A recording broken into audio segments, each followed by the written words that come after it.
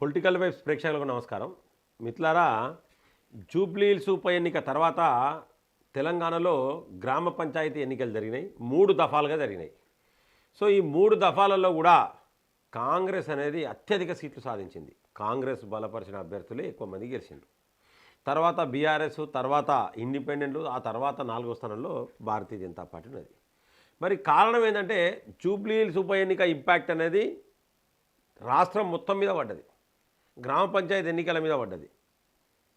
రాష్ట్రంలోనే రాజకీయ సమీకరణాలు మారిపోయినాయి జూబ్లీహిల్స్ ఉప ఎన్నిక తర్వాత. గతంలో కూడా మనం చూసినాం, దుబ్బాక, హుజురాబాద్ ఉప ఎన్నిక తర్వాత రాష్ట్రంలో రాజకీయ సమీకరణాలన్నీ మారిపోయినాయి. సో మరి అటువంటి జూబ్లీహిల్స్ ఉప ఎన్నికలో గెలిచింది కాంగ్రెసా? కొంతమంది కాంగ్రెస్ గెలిచిందంటున్నారు, మరికొంతమంది మజ్లిస్ పార్టీ గెలిచిందంటారు. లేదు లేదు, కాదు కాదు, బీసీ అభ్యర్థి గెలిచిండని కొంతమంది అంటున్నారు. కానే కాదు, నవీన్ యాదవే గెలిచిండని మరికొంతమంది అంటూ ఉన్నారు. మరి గెలిచింది నవీన్ యాదవా, లేకపోతే గెలిచింది బీసీనా, లేకపోతే గెలిచింది కాంగ్రెసా, లేదా గెలిచింది మజ్లిస్ పార్టీ? చిన్న విశ్లేషణ మిత్రులారా, ఖచ్చితంగా ఈ యొక్క వీడియోను మీరు స్కిప్ కాకుండా చూడండి, లైక్ చేయండి, 10 మందికి షేర్ చేయండి, మీ యొక్క అభిప్రాయాన్ని ఖచ్చితంగా కామెంట్ బాక్స్లో రాయండి. సబ్స్క్రైబ్ చేయని వాళ్ళు మన ఛానల్ని సబ్స్క్రైబ్ చేయండి, బెల్ బటన్ నొక్కడం మర్చిపోకండి మిత్రులారా. జూబ్లీహిల్స్ ఉప ఎన్నికలో చాలామంది కాంగ్రెస్లో చాలామంది అభ్యర్థులు ఉండే, అంటే నేను పోటీ చేస్తా అని చాలామంది పేర్లు వినబడ్డాయి. ఫిరోజ్ ఖాన్ పేరు వినబడ్డది, తర్వాత అంజన్ కుమార్ యాదవ్ పేరు వినబడ్డది, తర్వాత బొంతు రామ్మోహన్ పేరు వినబడ్డది. ఇక చాలామంది లాస్ట్కు దాన నాగేందర్ పేరు కూడా వినబడ్డది.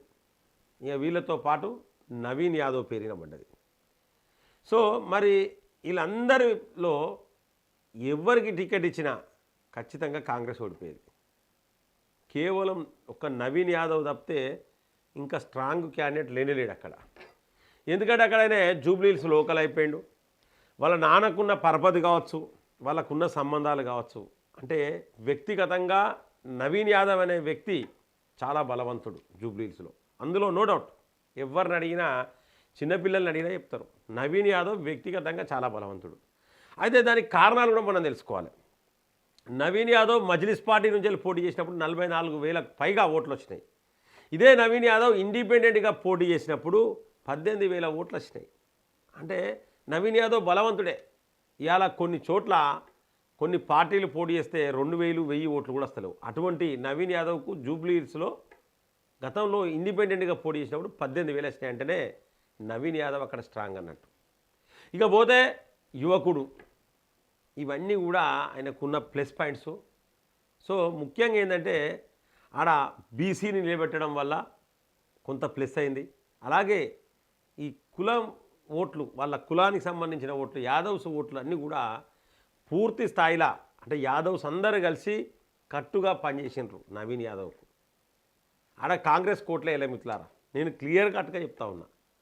నవీన్ యాదవ్ను చూసి ఓట్లు వేసిండ్రు. నవీన్ యాదవ్ ఏ విధంగా అన్ని రంగాలలో బలవంతుడే, ఆర్థికంగా కూడా నవీన్ యాదవ్ బలవంతుడే, నవీన్ యాదవ్ తండ్రి బలవంతుడే.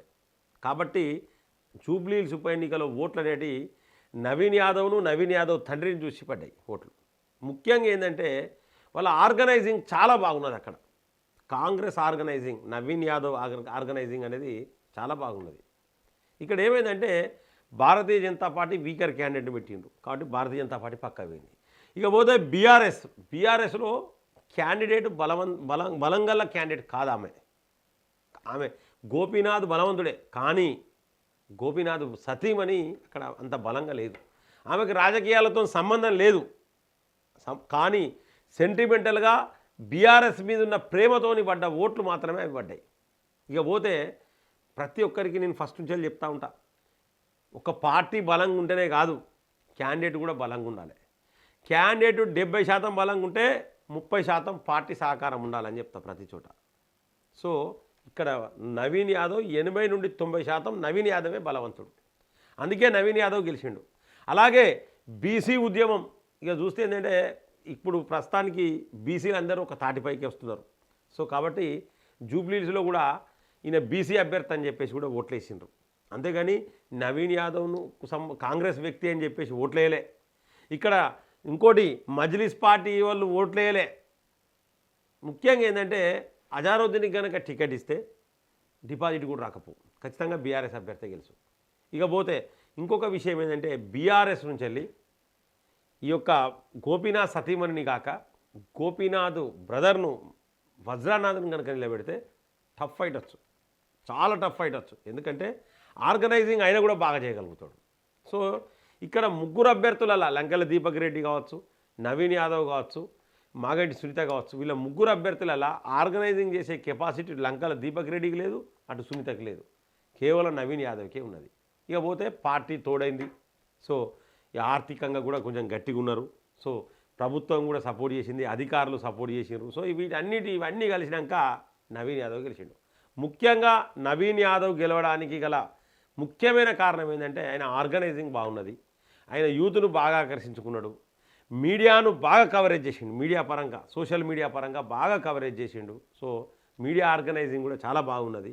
అలాగే ఆయన ఎలక్షన్లో ఏ విధంగా గెలవాలి అనే ఆలోచన, అంటే ముఖ్యంగా మిత్రులారా పార్టీ మీద డిపెండ్ కాలే నవీన్ యాదవ్, 100% ఒక పార్టీ తలుచుకుంటే గెలుస్తుంది అనే విధంగా పార్టీ మీద డిపెండ్ కాలే.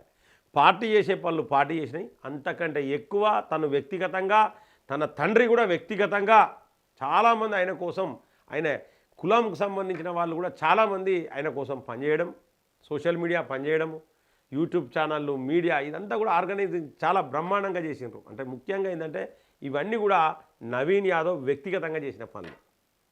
సో ముఖ్యంగా అక్కడ పడ్డ ఓట్లు 70% బ్రహ్మాండంగా నవీన్ యాదవ్ పనిచేయడం వల్లనే, నవీన్ యాదవ్ ఆర్గనైజింగ్ చేయడం వల్లనే ఓట్లు పడ్డాయి. అంతేగాని కాంగ్రెస్కు ఓట్లు పడలే. ఆ లెక్కగా చూస్తే అక్కడ ఓట్లు బీఆర్ఎస్కు చాలా బ్రహ్మాండంగా ఓట్లు పడ్డాయి.